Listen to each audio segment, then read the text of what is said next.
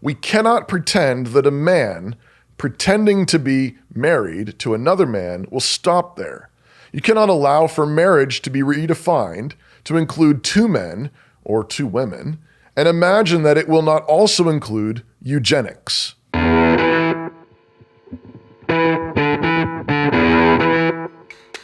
Introduction. I want to once again send up a hearty thanksgiving for the recent Fight, Laugh, Feast conference.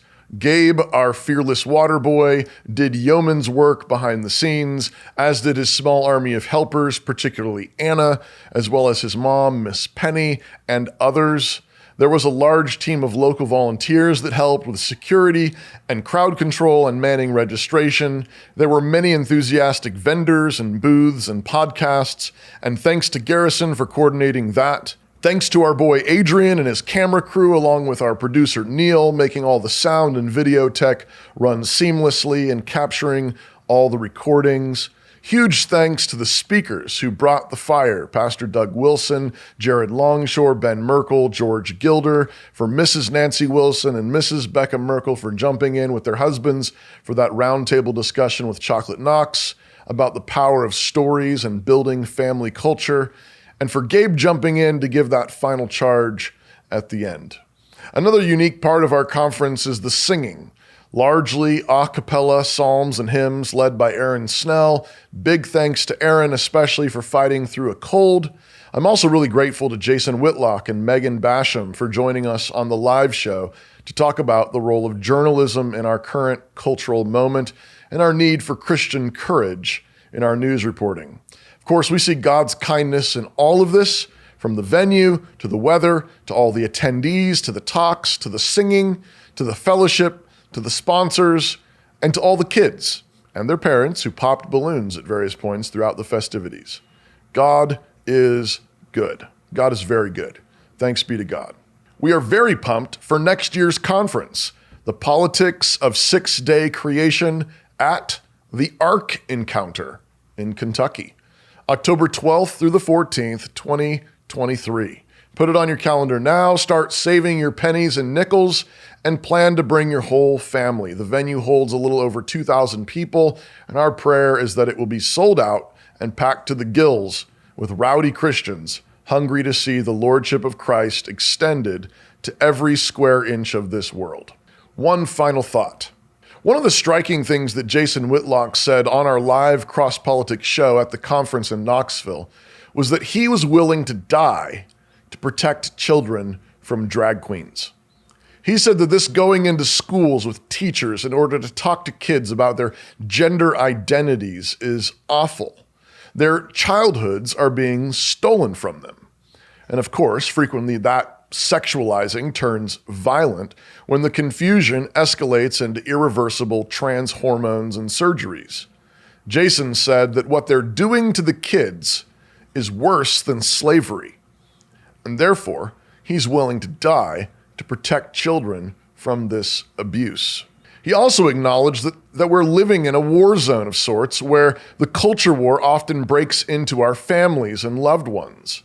When we asked him about Dave Rubin's situation, for example, he acknowledged that what Rubin is doing is sinful, and yet he appreciates that Dave has been willing to hear him out and talk about it.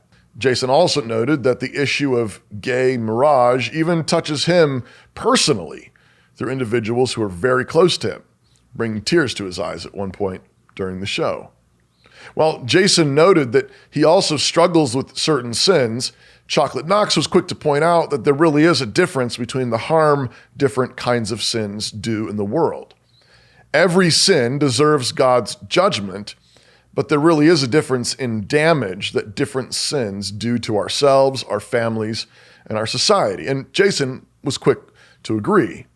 For example, gluttony is a sin, but it is not a crime. Drunkenness is a sin, but it is not a crime. The same point came up in our conversation with Megan Basham about her reporting work surrounding the Southern Baptist Convention sexual abuse report.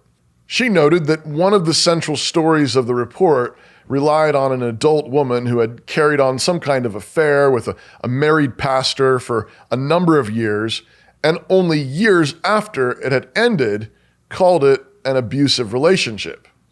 While it certainly may have been a crime, you cannot convict anyone of a crime apart from 2 or 3 witnesses. Assuming that the fact of the relationship was not disputed, we can certainly affirm that a sin occurred and the crime of adultery was committed, but that is quite different than accusing a man of criminal coercion, rape, assault, etc.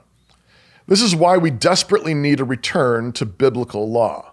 Biblical law provides these distinctions between sins and crimes and is the foundation for all due process. The notions of innocent until proven guilty, the necessity of 2 or 3 witnesses, and the right of cross-examination of accusers and witnesses are all biblical requirements. We have them in our Western common law because Alfred the Great and the English common law tradition understood that God's law undergirds all true justice. The general equity of those civil laws, the eternal moral principles in them, given to Israel, are still binding on all nations. If I had my sharpest wits about me in the conversation with Jason and Megan, I might have pressed all of this just a bit further, particularly as it relates to children. I couldn't agree more with Jason that what is currently being passed off as, quote, sex ed is exploitation that is worse than slavery. And the fact that it pierces into all of our families only underlines the point. But part of what we need is the kind of clear thinking that follows the logic in these conversations. We cannot pretend that a man pretending to be married to another man will stop there. You cannot allow for marriage to be redefined to include 2 men or 2 women and imagine that it will not also include eugenics. You cannot allow for, quote, family to be redefined to include 2 men who cannot biologically reproduce and then, based on any sound logic, deny them the opportunity to buy eggs, mix up some babies in a test tube, and rent wombs for 9 months, all while storing up freezers full of breast milk. On what basis can we deny those things if we have already granted legitimacy to their, quote, marriage or, quote, family? Conclusion. My point is simply this: Dave Rubin is a drag queen in conservative drag. He is dressed like a nice man and talks like a conservative, on some issues at least, but he is every bit a groomer as the gaudy clown men twerking in government schools and libraries. But his version of drag is far more insidious for its deception. He's tearing the fabric of reality apart by trying to redefine marriage and family, and he is intentionally practicing eugenics by flipping through catalogs where he selected the eggs he would buy, harvested from women treated like biological machines, is paying other women large sums of money to use their wombs as though they are mere objects to be used, and finally, he is purchasing breast milk off the market as though women are mere mammals to be milked. And all of this so that Dave and his partner can live in their delusional reality and raise children in those lies and propaganda, divorced intentionally from their mothers, groomed to be just as sexually confused, if not more, than their fathers. This is worse than slavery, and we should be willing to die to protect children from this awful scourge. Thanks for watching. I want to take a second to talk about my book, No Mere Mortals: Marriage for People Who Will Live Forever, and how you can listen to the audiobook that I read for just 99 cents. In recent decades, we have reduced marriage to a permanent roommate situation with sexual benefits. But the biblical picture of the family is something far more powerful, far more dangerous, far more glorious, far more like a nuclear reactor than anything else in modern society.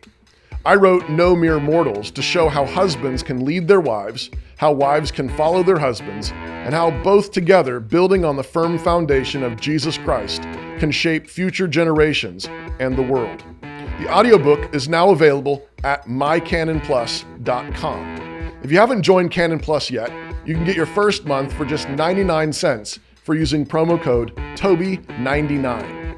mycanonplus.com, promo code TOBY99.